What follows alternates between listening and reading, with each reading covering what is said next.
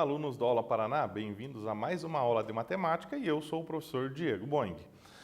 Bom, mas antes de iniciarmos a nossa aula, a gente tem os mesmos recadinhos de sempre. Você que tem acesso ao Classroom, faça as atividades postadas pela sede para garantir a sua presença. Também faça as atividades que seu professor provavelmente coloca para que você faça no Classroom, para poder garantir uma nota melhor para você, beleza? Já você que acompanha pela TV, mas não tem acesso ao Classroom, eu sugiro que você entre em contato com a sua escola procurando aí a melhor forma de você estar buscando essas atividades, também para garantir a sua nota e presença, ok? E também agora, nós também temos o Meet, os professores estão marcando os Meets com vocês, ele vai ter um horário durante a semana para poder atender você ali através de uma chamada de vídeo, ok? Beleza? Dê uma olhadinha lá no seu Classroom, no mural, para verificar o link dos Meets que os professores estão agendando com vocês, beleza? Agora sim, podemos iniciar a nossa aula. Na aula passada a gente falou um pouco de volume de cilindros. Nessa aula a gente vai misturar prisma com cilindros aí, ok? Mas antes, acompanhe comigo aqui, a gente vai retomar aí um pouquinho sobre o volume de prismas e cilindros, Como está escrito aí, de modo geral, o volume V de um prisma ou de um cilindro é dado pelo produto da área da base pela altura, ok? Beleza? Então, assim, no caso do prisma, que é a primeira figura que a gente tem aqui, o que é a base, A base desse prisma. Nesse caso, no formato que ele está, na posição que ele está, a gente acha, desconfia que a base dele seja a que está ali encostando, no plano horizontal. Esse ali está bem parecido com um quadrado, um retângulo até pode ser, mas está bem parecido com um quadrado, então eu poderia dizer que a base desse prisma é um quadrado. No caso do cilindro, o que é a base? No caso do cilindro, a base sempre será o círculo, Sempre será o círculo. Então, para trabalhar com o cilindro, você precisa saber calcular a área do círculo. Já no prisma, acontece um problema. Você tem que saber a área de diversas figuras. Dá uma olhadinha aqui comigo. Por exemplo, eu tenho esse prisma aqui na minha mão. Isso aqui é um prisma. E aqui, se eu considerar sendo a base dele, você vai ter que calcular o quê?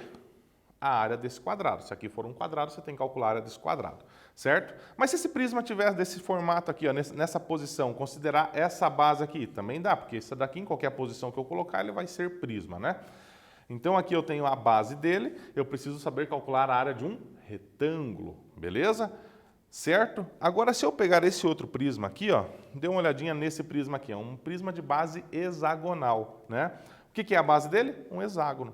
O que você vai ter que fazer? Saber calcular a área de um hexágono, beleza? Então, nesse primeiro que eu mostrei, você pode calcular a área do quadrado ou então do retângulo, E aqui, no caso, esse prisma só vai ter o hexágono como base, então você tem que saber calcular a área do hexágono. E ainda tenho aqui, esse prisma cuja base é um trapézio, ok? Então, aqui a base é um trapézio. Para calcular o volume desse prisma, você precisa saber calcular a área desse trapézio. Beleza? Então, como está escrito ali, de forma geral, basta que você calcule a área da base, multiplique pela altura do sólido referido, e aí você tem o volume desse sólido, ok? Ou prisma ou cilindro. Tranquilo? Vamos adiante aqui então, como está lá, escrevendo a fórmula, a área da base multiplicada pela altura. A área da base eu coloco o A maiúsculo com o índice B, A área da base multiplicado pela altura. A altura eu estou chamando de H, Você pode perceber que nas duas figuras aqui, o que é o H? H é a altura desses prismas ou dos cilindros que a gente vai trabalhar. Beleza? Tranquilo? Só lembrando que no caso do cilindro, a área da base sempre vai ser πr ao quadrado, já que a base do cilindro é sempre um círculo. Olha só, no caso dos prismas, o que a gente tem, Como eu falei para vocês, para calcular o volume do prisma, a gente depende aí do formato da sua base. Então, se você olhar aqui na figura, eu acredito que esteja pequeno para vocês, mas tenta aproximar melhor ali. Aqui nós temos um prisma de base triangular, Então, você precisaria saber calcular a área desse triângulo para poder calcular o volume desse prisma. Aqui eu já tenho um prisma quadrangular, onde a base ou é um retângulo ou um quadrado, O prisma pentagonal, a base é um pentágono. Prisma hexagonal, a base é um hexágono. O heptagonal, a base é um heptágono. E o octagonal é um octógono, ok? Beleza? certo? Então, dependendo da base do prisma, você precisa saber calcular a área dessa base para daí multiplicar pela altura e ter o seu volume, tá?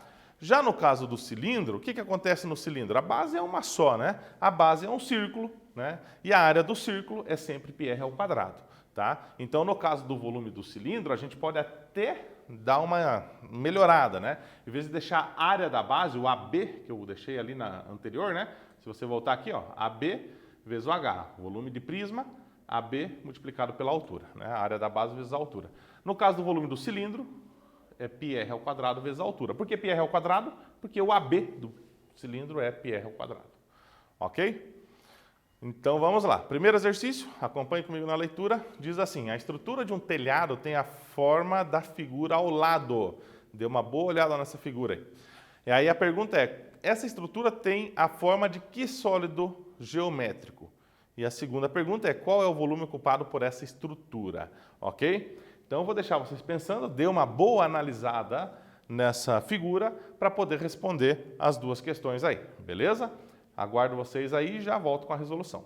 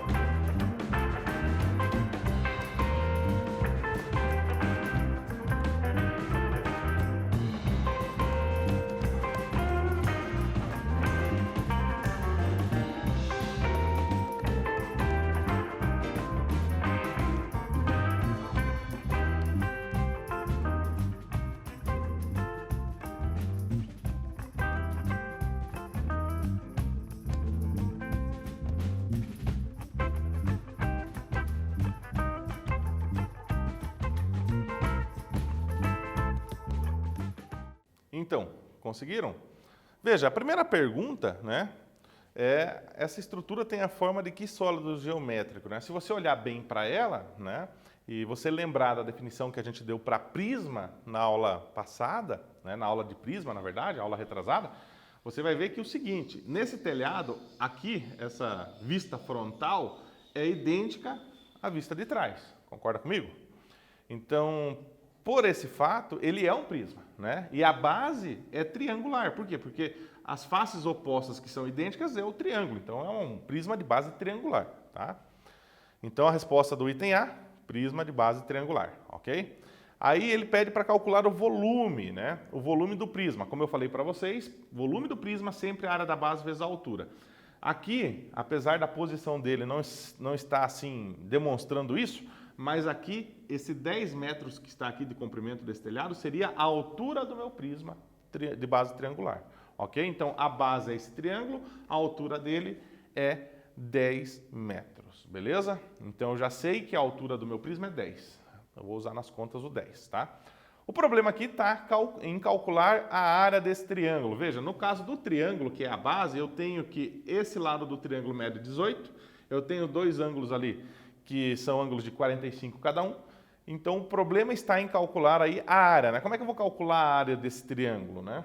Bom, a gente sabe que para calcular a área do triângulo, basta calcular aí a medida da base multiplicada pela medida da altura e dividir por 2, né? A base vezes a altura divididos por 2 é a fórmula da área do triângulo, né? Uma das formas de calcular é assim. E é essa que eu vou utilizar, né? Mas para isso, a base desse triângulo eu sei que é 18. Qual é a altura? Eu vou ter que calcular a altura. Esses ângulos que estão apontados ali de 45 graus não estão ali à toa. Nós vamos utilizá-los para calcular a altura, ok?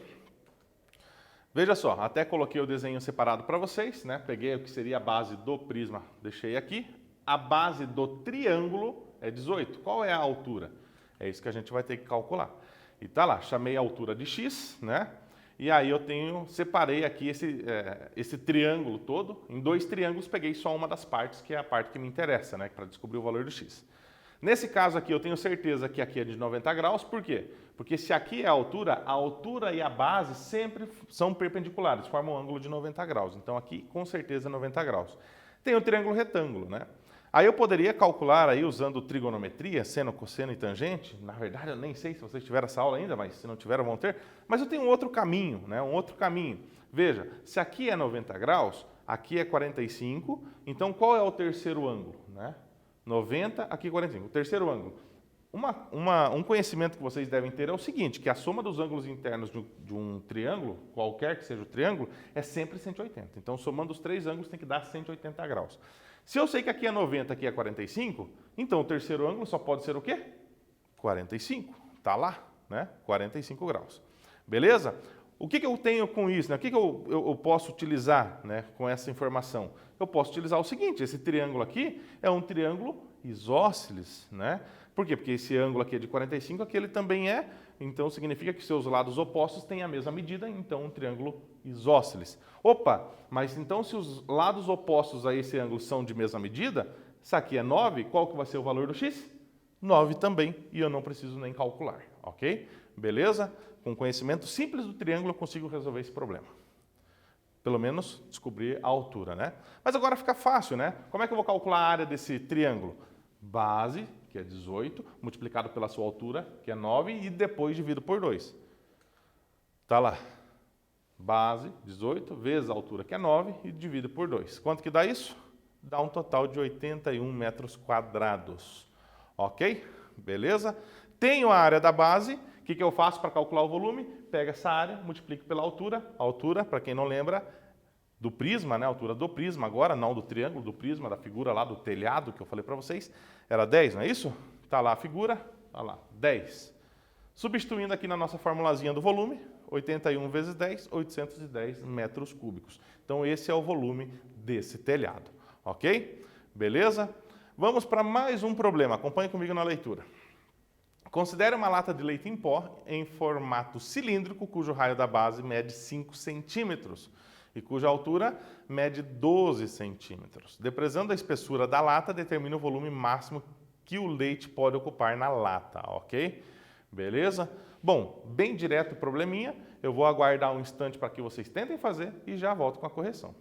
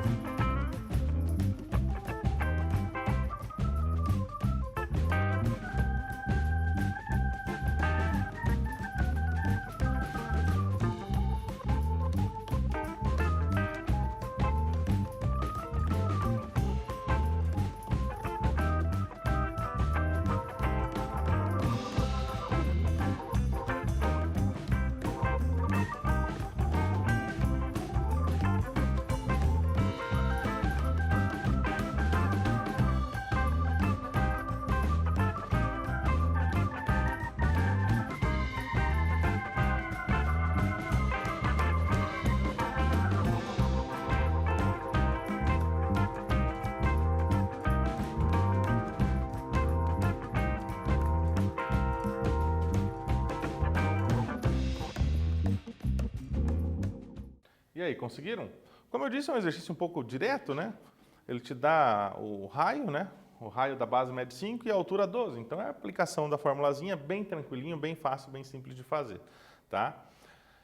Tá lá assim, né? Como a lata de leite em pó tem o formato cilíndrico, devemos calcular o volume de um cilindro. Ou seja, o volume do cilindro é πr² H, né? Aqui não esqueça que é tudo uma multiplicação, né? Π multiplicado por r² multiplicado por H. E aí, substituindo os valores que a gente tem, né, lá, ó, no exercício diz que o raio tem medida 5 e a altura tem medida 12. Então, a gente já substitui. Então, no lugar do raio aqui, do R, que é o raio, coloca 5. No lugar do H, 12. Ok? Levando para o próximo slide, veja. O que eu vou resolver primeiro? Tem que resolver primeiro a potência, né? A potência aqui é 5 elevado ao quadrado. 5 elevado ao quadrado, para quem não lembra, é 5 vezes 5. E 5 vezes 5 dá 25. Tá lá, 25. Ok? Fazendo aqui o 25 vezes 12, dá 300. 300 π, né? Perceba que o π acompanhou. Nesse problema, ele não pediu para trocar o π por 3,14. Então, a resposta pode ficar assim mesmo, tá? Se você quiser trocar o π por 3,14, você vai ter uma noção um pouco maior aí do quantos centímetros cúbicos tem, né, de volume essa lata. Beleza? Então tá lá. Portanto, o volume que o leite em pó pode ocupar é 300 π centímetros cúbicos, ok? Na aula de hoje, trabalhamos então aí o volume de prismas e o volume de cilindros, né? E na próxima aula a gente vai ainda continuar um pouco falando desses dois sólidos tão importantes no nosso dia a dia, ok? Vou ficando por aqui, obrigado pela atenção e até a nossa próxima aula.